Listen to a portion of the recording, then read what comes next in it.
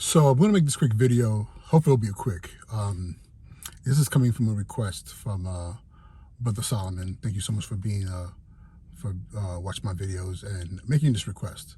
So the request was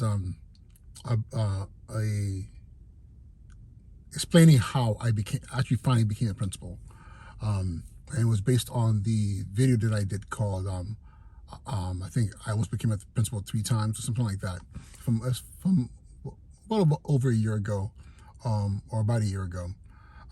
So this is how it happened, and I'm going to try my best to tell the story in a way that doesn't, put anyone on blast or anything like that. So you gotta be respectful of people, and but this is my story, and so I have to do my best to tell the story in a way that is as factual as possible. So this was 2015.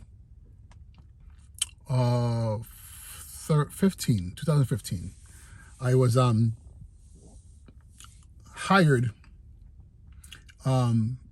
by a district in the Bronx to be an assistant principal. The initial conversation was there was a possibility of an opportunity to be a principal in that district. So I definitely wanted that. I put the work in to become a principal, and that's what I want. And that's what I wanted.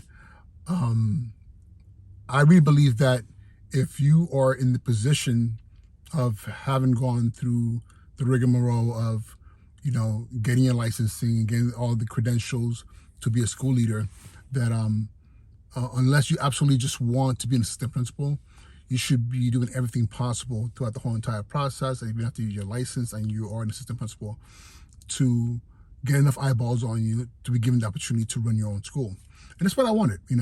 I had put the work in, and I think at that point in time I had been assistant principal for about 6 to 7 years, and I felt like I had what it took to run my own school, or at least I wanted to know if I had what it took to run my own school.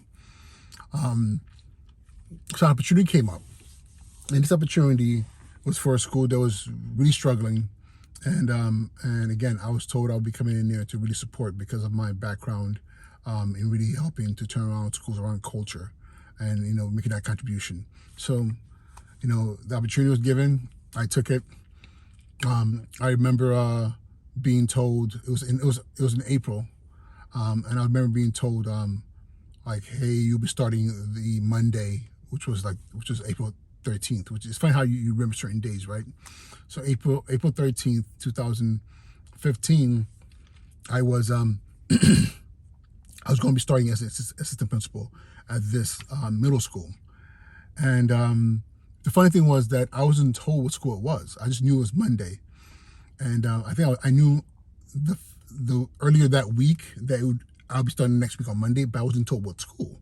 Which I thought was odd. And I'm pretty good at doing my research, but it was just weird because it's a large district. And I wasn't familiar with the district at all. Like, I knew no one in that district. I wasn't familiar with the district. So it wasn't like I could be like, hey, does anybody know what school might be needing an assistant principal? And let's be honest here, often you have a lot of schools that need assistant principals. So I was like, all right, fine. Then it was that Friday. I knew I was going to the new school. I already spoke to my principal where I was at. Hey, this was happening. I'll be leaving. And some people may be wondering, like, wait a minute, how were you just able to leave? If you watch my previous videos, you know that I had been in Vegas and I had just come back earlier that school year.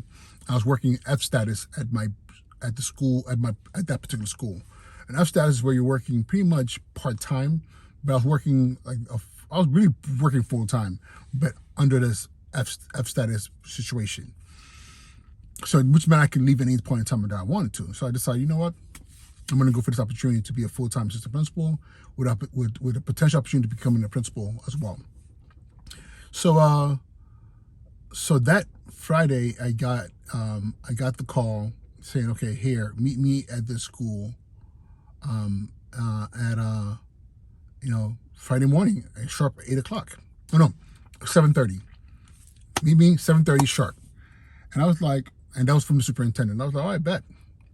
And I knew the school now. So that Friday, I took a drive because I wanted to see like where am I going? What is this place? So I drove over to the schools, East Tremont and Prospect, and that was MS 331.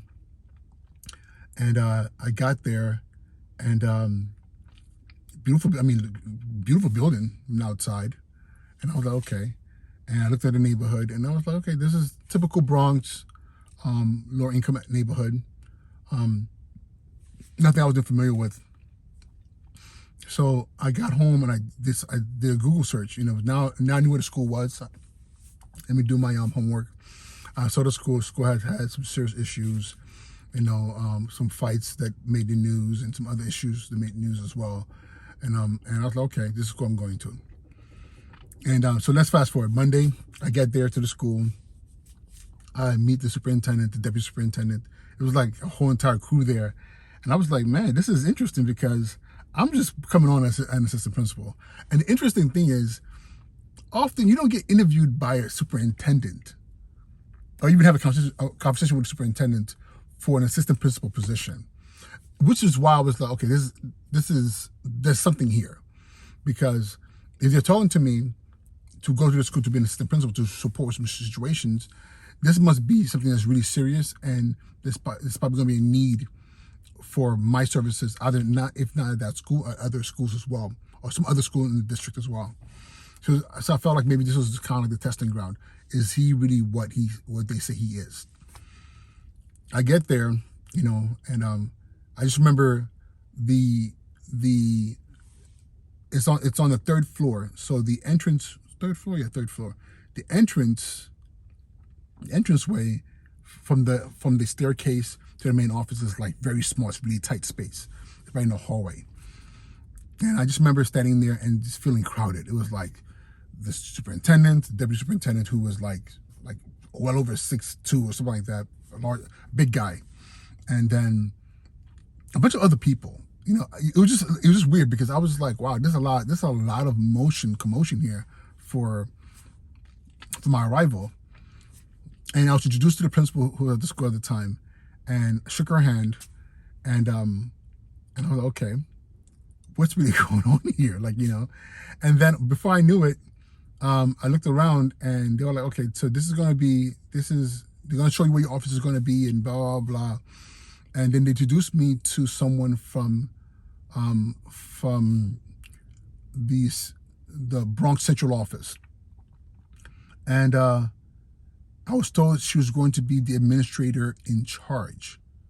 I was very confused. I was like, administrator in charge, principal, and a new system. What's going on here? Then it was made clear to me that my first day there, assistant principal, was the last day for the principal. The principal just walked out, like she was like, I can't be here, and dipped. If you ask me what she looked like, I can't even tell you. It was so quick, and she was gone. And mind you, this is April. The school year, April 13th, school year ends at the end of June. We're talking about, roughly about, 9 weeks left in the school year. And that's how I became assistant principal in the school. But your question is, how did I become principal? So this school had a lot of issues, and so between myself and the administrator in charge, who pretty much was like, listen, do what you need to do, get this stuff in check, because I'm just here to be the administrator in charge, but you're the one who's actually probably going to be here in the school for the long run. So put those things in place, and it's a good chance you're probably going to be the principal. So act as if. So I did. I put a lot of things in place. There were a lot of behavioral issues that was just not popping. So put a lot of procedures, rules. Did a lot of observations. Just to get to know the school, but also tighten a lot of things up that was really messy. I mean, kids were roaming the hallways like it was like wasn't nobody gonna do nothing. So you can imagine me being there for the first time. They're learning me. They're just like, this new guy here, and I was shutting stuff down. So I was the most popular person for students or even teachers. a lot of parents was like, who's this guy? He's just here, just like, throwing his weight around. But there was also those who appreciated, but they felt and told me that it's been a while since they had order in the school. So fast forward to June, the last day of school, and I was like, wow, the school is very different. Things were very different. We went through graduation ceremony, and I was like, wow, this is, I felt good about myself, because I was like, for all that I believe that I can do and what happened at this school within just 9 weeks, people were just touting like, wow, you should be the principal. But of course, that means nothing, until you're given an opportunity by a superintendent.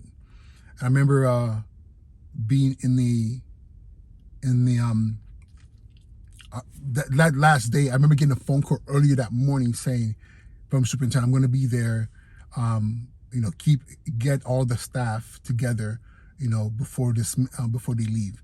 And that last day, I believe, was a half day. So kids were done by noon, and the rest of the day, teachers were just packing up. So that last hour or so before the official dismissal for the staff, we were supposed to meet in a staff room or whatever where it was. We had a space that was like primarily for professional development. So I got everybody in there, and the superintendent was there promptly with the deputy superintendent and with two other people that I had never seen before. It was a male and a female, and they were both dressed up to the T, and I was like, huh. I won't lie, my heart dropped to my stomach, and I was like, yeah, 99.9999999% sure that's the new principal. That's the new principal and assistant principal combination. I just wasn't sure which was which. And superintendent made the announcement that first of all, thanking me for all the work that I've done, and they're like, they've gone through an exhaustive process to identify new leadership for the school as was needed, and especially after what had gone on over the past year or so. And of course, thanking me again for what I did to stabilize things over the course of 9 weeks. And they introduced the new principal. It was the male, and then the female was going to be the assistant principal. And I was like, okay.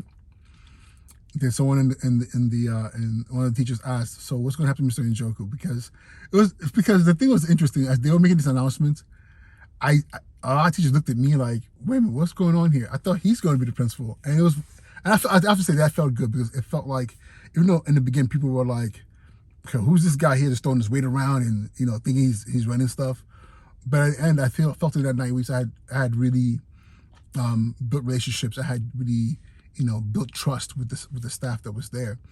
Yes, there were some people who couldn't stand my guts, but the core respected what I did and understood what had to be done and how hard the job that was given was. So it was said that don't worry, Mr. Njoku. We have plans for him. But his real role was to be here to support with closing out the school year. And that was the end of that, right? So, mind you, that was the last day. We're going into summer. And summer is flowing through, and I'm waiting for a call. Like, what am I going to be doing? Because I work, I'm on the payroll for that particular school as an assistant principal. The school itself doesn't need 2 assistant principals. It doesn't have numbers for it, but so I knew that I really shouldn't be there, and fast forward, I was told that, hey, I was eventually told, hey, there's been thought put into this. They would like me to stay there for another year, because the principal, he's a first year principal, fresh out of Leadership Academy. He had never been an assistant principal or anything like that. Like, he's very strong instructionally, but but this is gonna be his first time in the seat, and which I was surprised, because I would think at least have been assistant principal or some kind of leadership position, so that is comparable to a principal, so at least you get the feel for it. I had never had that. And then assistant principal, same thing, very strong instructionally, but also had never had really leadership experience like that. So with them two coming in, my 7 years as assistant principal and as a dean and all these things I had done over the course, doubled, if not tripled, what they experience that they had in that space. So I was asked to stay, and I'll be honest with you, I was like, okay, this sucks, because I felt like I was told one thing and I was being asked to do something else. But again, being a good soldier, and I was like, you know what, whatever is needed, I'll do. So I stayed there for the year, and it was a tough year, because you have to imagine, and I totally understand. The principal, he was like, he had no choice in this. You know, it wasn't like he said, "Hey, can we keep him here?" He was like, "I didn't pick this guy." Like, you know, I was thought he was going to be gone, and he's staying. And the problem with that, and I knew it was going to be a problem, is that, and one thing I did not want to do is have factions where you had some teachers who were like Mr. Njoku, be like him, and all this other stuff. But that's not good for any school community. That's not good for any institution, any kind of company, period. So I did my best, you know, to really to serve him and serve the school community. And there were times when I was like, you know, things were happening where I would put my 2 cents. I'm like, hey, in my opinion, and eventually I was told to keep my opinion to myself, and, you know, just do what I say. And I was like, you know what? Okay. I mean, I wasn't as calm as I am right now, but I was definitely like, you know what? He is the principal. You know, I have to follow his lead. You know, when if it's something comes up that is so far out of line that needs me to speak up, I will speak up. You know, and document that I spoke up about this particular issue. But at the end of the day, the final call is his. It's that simple. And it's one thing I advise all assistant principals out there. You know, if there's an issue that you feel like, wait a minute, this is something that I need to speak up on it. But also respect your principal, respect leadership enough to know that there's a chain of command, and at the end of the day, the final call is his or hers. As long as it's not something that's so egregious or illegal, you know, then, you know, and if you feel like you need to document it, you can send them an email, say, hey, I just want to just document that the fact that we spoke today about this particular thing, and so you know, but however, I will follow your lead, blah blah blah. Again, don't do that if it's something that's illegal. That's probably going to get you or them or everybody fired, because sometimes in leadership, we leaders have blinders on, and we don't see the full picture, and we need other people to say, hey, if this happens, there's a possibility that could happen over here that could really destroy everything. You know, so that's something that's very important. So got through the year. The year was tough. There was so many things happening. The kids were super resistant to the principal. So I ended up becoming the dean. I was pretty much the dean. I was a high paid dean. My job was to keep parents in check. You know, there were parents who were coming in there always trying to like confront the principal. So my job was to make sure that I was a buffer between that, to calm them down, keeping kids in check, and do my best to support. And I already decided by the end of the year I was not going to be there. I was like, you know, this is not what I signed up for. That's not what I wanted to do. And I'll be honest with you, I had started to apply. I started to apply for assistant principal positions at other schools, and in other districts. And graduation day came, and it was one of the most bizarre graduations. I'm not even going to go into the details of that. But however, I think it was that last day, if not a few days, a day or two after, superintendent came to the school, and had a conversation with the principal. I don't know the details of what was said. Then asked to speak to me, and I spoke to her, and she said, "Hey, how would you like to be the principal of the school next school year?" And I was like, okay, because I'm just like, we had this conversation before, didn't quite work out the way that you said it was going to work out. But she was sincere and was like,